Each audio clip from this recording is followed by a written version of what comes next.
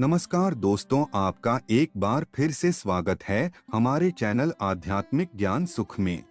आज हम आपको गीता के वो 10 चमत्कारी और अचूक उपदेशों के बारे में बताने वाले हैं जिन्हें अपने जीवन में अपनाकर आप तनाव मुक्त जीवन जी सकते हैं। तब 3 प्रकार के बताए गए हैं: शरीर, वाणी और मन।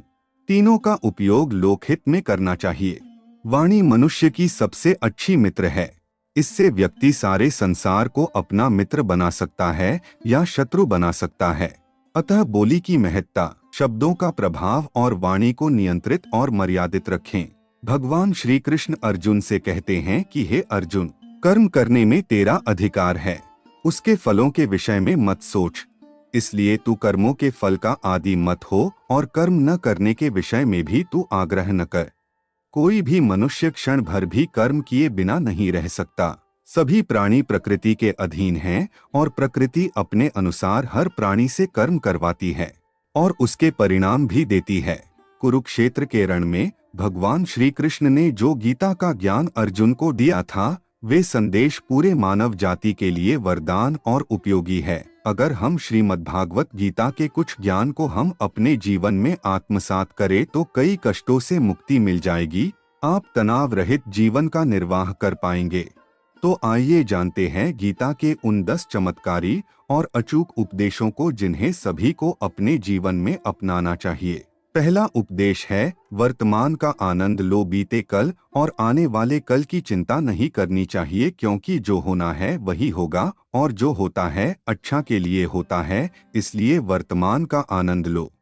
दूसरा उपदेश है, आत्मभाव में रहना ही मुक्ति है। नाम, पद, प्रतिष्ठा, संप्रदाय, धर्म, स्त्री या पुरुष हम नहीं है और न यह शरीर में हम है, क्योंकि ये शरीर अग्नि, जल, वायु, पृथ्वी, आकाश से बना है और इसी में मिल जाएगा। लेकिन आत्मा स्थिर है और मैं ही आत्मा हूँ, क्योंकि आत्मा ना तो जन्म लेती है और ना ही मरती है, इसलिए आत्मभाव में रहना ही मुक्ति है।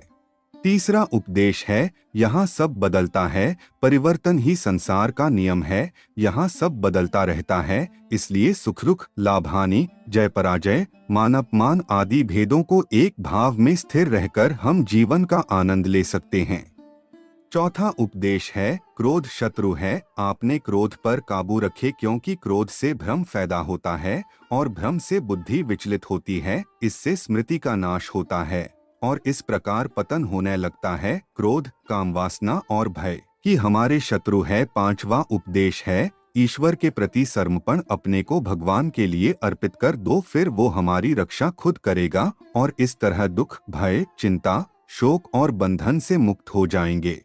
छठा उपदेश है, नजरिए को शुद्ध कीजिए, हमें अपने देखने के नजरिए को शुद्ध करना होगा और ज्ञान व कर्म को एक रूप में देखना होगा, जिससे हमारा देखने का नजरिया बदल जाएगा। सातवां उपदेश है, मन को शांत रखे, अशांत मन को शांत करने के लिए अभ्यास और वैराग्य मन को पक्का करना होगा, अन्यथा अनियंत्रित मन हमारा शत्रु बन जाएगा। आठवां उपदेश है, कर्म से पहले विचार करें, हम जो भी कर्म करते हैं उसका फल हमें ही भोगना पड़ता है, इसलिए कर्म करने से पहले विचार कर लेना चाहिए। नवा उपदेश है, अपना काम करें, कोई और काम पूर्णता से करने से कहीं अच्छा है कि हम अपना काम ही करें, भले ही वह पूरा क्यों न हो। दसवां उपदेश है, समानता का भाव रखें, सभी के प्रति समानता का भाव, सभी कर्मों में कुशलता और दुखी रूपी संसार से वियोग का नाम योग है।